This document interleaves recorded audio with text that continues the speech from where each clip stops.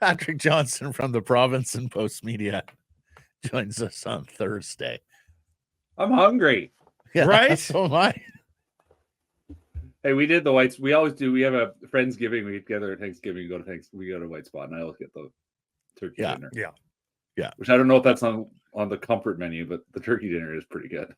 Yeah. Whenever Carmen's parents are down, we take them to White Spot with my parents. And, Anyways. Good local BC culture there, White Spot. Okay. So Miller, Pettersson. Ooh. What did you make of that yesterday? What did you make of that? I mean, it's the sort of talking to Jay Pat about it. You know, you don't want to overcook it, right? Like, I mean, but one guy is producing and playing through an injury. Another guy's got 3 assists and I think playing better, but making $11.6 million. What's your bet on? What's your bet on who instigated what there? Was it a frustrated Pettersson or was it a frustrated Miller? Let me put it that way. I don't. That's a one I have a hard time really nailing in on that one. I mean, I think there's probably it's like guys getting each other's face in practice and something happens, and you know, one guy's feeling on edge for whatever reason, and another guy's feeling on edge. You know, like I'm hesitant. Like I said, I'm hesitant to make too much out of it, but it's like this is a team that has aspirations and wants to win, and everyone, you know, it's early in the year, and you know, let's make sure we're pushing in the right direction, I guess. So, 20-some years ago, on like day 11 of a CFL training camp, a fight breaks out. It's far side of the field. 2 players who I'm not necessarily sure are going to be significant pieces to the team. The competing newspaper happens to have a photographer there. They got a nice photo of it, turned it into the headline story. Yeah. My boss calls me and it's like, how come you didn't lead with this? And I'm like, well, because there are fights every single day at training camp, or at least, you know, skirmishes, what have you. And because they were, you know, somewhat nothing players or down the lineup players. These are frontline players. So, you know, that gives a little more gravitas, a little more meat on the bone. So let me just throw a bunch of potential explanations at you, and you tell me what you think. Is this JT Miller trying to motivate Elias Pettersson? No, I think that's not how JT is. He doesn't like he knows who he is, right? Like he is a guy who plays with passion, and this is how he's going to lead people forward, and he's going to play with and practice with intensity. Okay. So I would be careful in over sort of giving too much sort of intentional credit here, if you will. Yes. Okay. So you don't think this is JT holding him accountable? No. I think this is. I mean, I think this is a guy like I will say this: JT Miller is a guy we know plays with passion. He practices with passion. Elias Pettersson, like there is no real issue with the intensity in practice. The guy is early. He, you know, like Rick Tocchet called him out a little bit. He misses practices though, and they talked about practice habits a lot. Yeah, yes, that he could be even better. I think it's one of these ones. I do think it's one of these elements where there's what you're doing, right? And then where's you could be and how much more you could be. And that's certainly where Tocchet has been trying to take him. Okay. Right. So the baseline is fine. And what it is that it's a little bit of, I'm frustrated. Is there a good chance JT Miller feels frustrated with Elias Pettersson? Absolutely. Okay. So that was my next question. Is this JT carrying Tocchet's message forward? Being a second voice of Tocchet's message with regards to I think this is JT. I think this is JT. JT Miller is a player who knows why he is successful, is going to continue being who he is. And if that means he's going to get a little testy with one of his teammates, especially one of his star teammates, he's going to do that. He's not going to shy away from a moment like this. You know, like here's a guy that he believes he will go, listen, let's go. You know, like things are testy, things are feisty. Like, this is who I am. I'm not going to apologize for how I am. Pettersson afterwards talking about it said, "Yeah, I want a little edge in practice." But yeah, he did get a little emotional before he even answered a question about the skirmish when talking about his production. And Farhan asked him about the lack of production. There was a little something there. And well, he doesn't like criticism. Like, listen, he doesn't like criticism, right? Yeah. Like, you know, in the end, he's in the middle of it all, and there's a lot of noise. Like, he didn't want to talk about the noise last year, but he also acknowledged he knew there was noise. So, like, you know, and that is something that he needs to work his way on.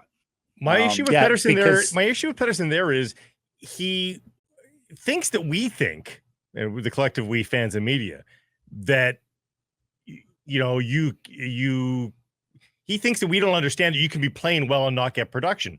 We fully understand that you can play well and not get production. But there is a point where with a player of that stature where you just need production eventually. And like that's what the guys that are making $12 million look like. They don't go very long playing well without production. And I don't know that he understands that that's the expectation here. Yeah, I think from his point of view, and this is me, I am fully putting an idea ahead here that this is me trying to imagine what he's thinking. Right. Yeah. He would look at how things went last year and how, for whatever reason, difficult they were. And he would say, well, that's last year. He goes, yeah, sure, I haven't scored. But the last 3 games I have played, and he wouldn't be wrong. The last 3 games he has been better. Right. Sure. And so, I think I have a little bit of sympathy for that, because you sort of zoom out. You say, yeah, the totality, the stat is whatever, 1 in 30 whatever games it is now that he hasn't scored an even strength goal, right? Like that matters, right? But he will also say a lot of that was last season, and this season is different. So, and I think that I would imagine is underneath the point he was kind of making with Farhan, which is that, listen, I know, like, he's the first guy who's going to tell you, I need to score.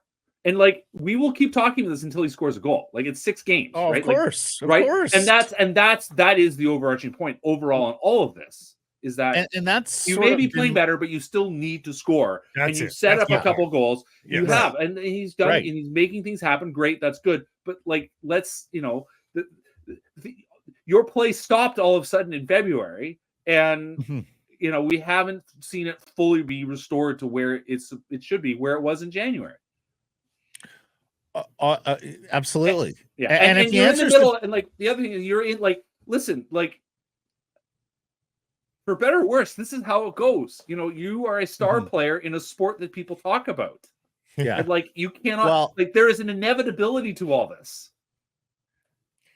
And boy, there's a part of me that thinks he needs to just call Roberto up and have a conversation with Roberto about how to handle media and scrutiny and fan scrutiny here in Vancouver. Because remember, Roberto made most. I don't think he's allowed to do that, but yes, incredible. Well, I mean, just guy to guy, 180-degree turn on this, because you say he doesn't like the criticism, he doesn't like the noise. That's not changing. So no. Are you a player that's going to work in this market? Given one thing isn't going to change, it's incumbent on you to change.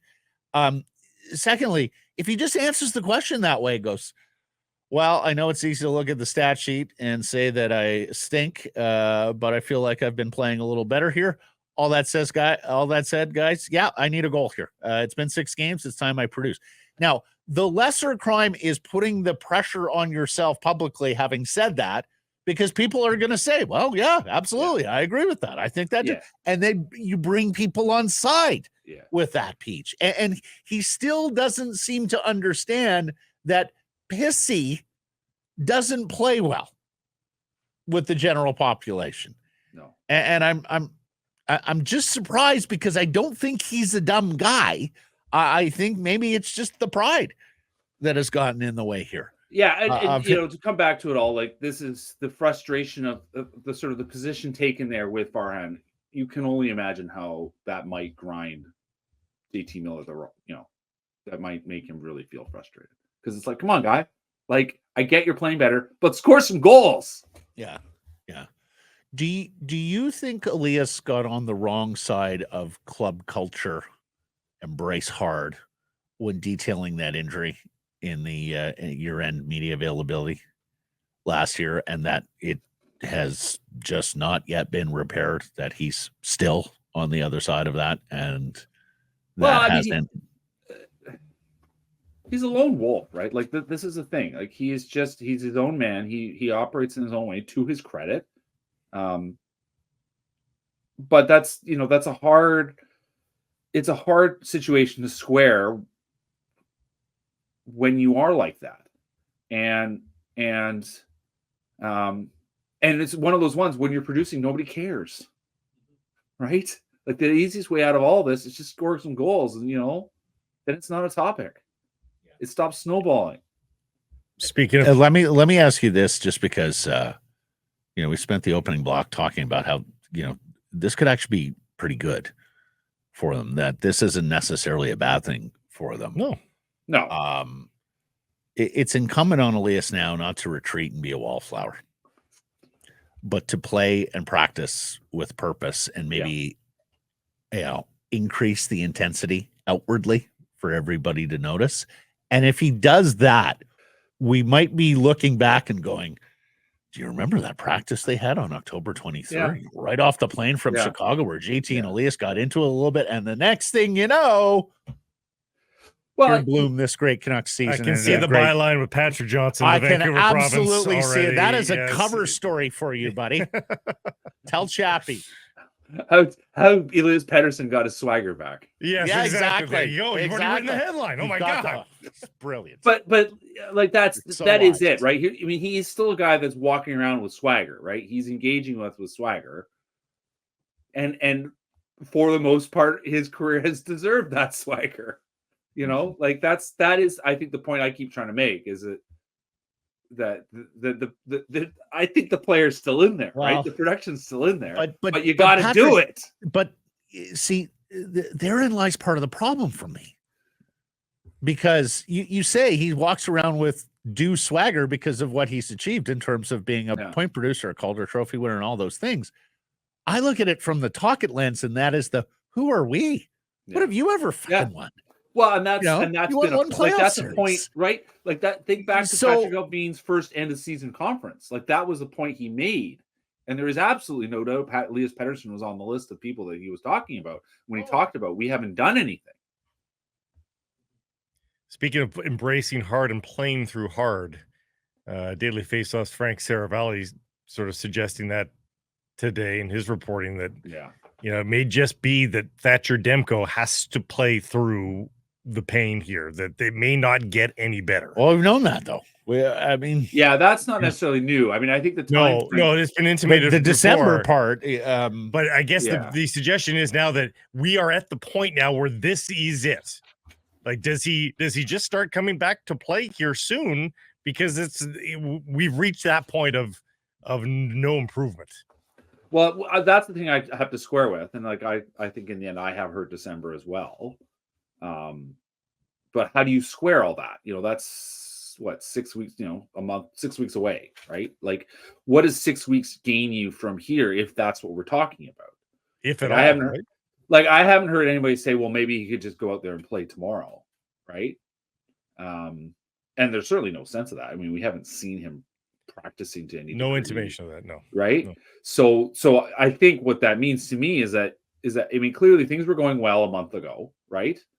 They were feeling optimistic. We were thinking by sort of the next week or so here, maybe he'd be ready to go, and obviously that hasn't happened. So step back. I would love the answer to that question. Do you think in 1 month it will be better than it is today? I would love to know that answer. I don't even know who to ask, but I would love to know that answer. I don't know. I mean, the stuff that I have read, the medical, journal stuff that I have read about his particular injury is that even it's a very rare injury, but in this sort of, 40 or whatever athletes that are sort of documented to have dealt with this, the conservative approach has proven to be the best. It seems to be that you don't have surgery. You just, but that it's not a quick fix. So, But sometimes it is a quick fix. We are months down the line. But sometimes it is, and sometimes and so I think the hope was that it'll be easy, but it's clearly not.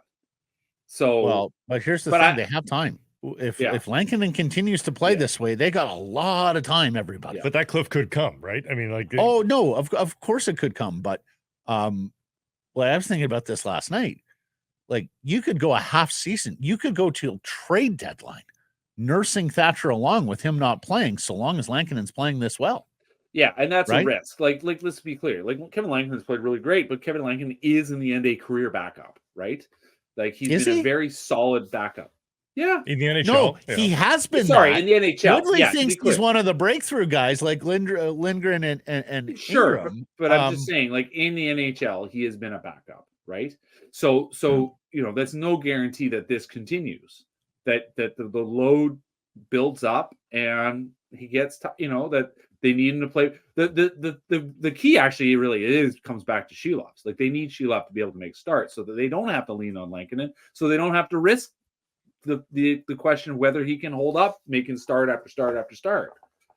Absolutely. And is the You're schedule spot on? Like, if Lankinen keeps up, and obviously not to this degree, the numbers are outlier. No. But if Lankinen keeps up being a starting goaltender, and Shelovs plays your spot starts and does reasonably well, like even does like Casey DeSmith last year, you've got all the time in the world for Thatcher to figure things out and get healthy and play. Shelovs plays one of these home games, doesn't he? Absolutely. They're game on, game off. So that sounds like a middle start, maybe. Well, they're not necessarily game on, game off anymore, but yes. No, I just mean for these three games. Oh, I see. Yes. Yeah. And like the other thing, another thing is the need to keep working on that defense, right? Make that defense a little bit better, a little more solid.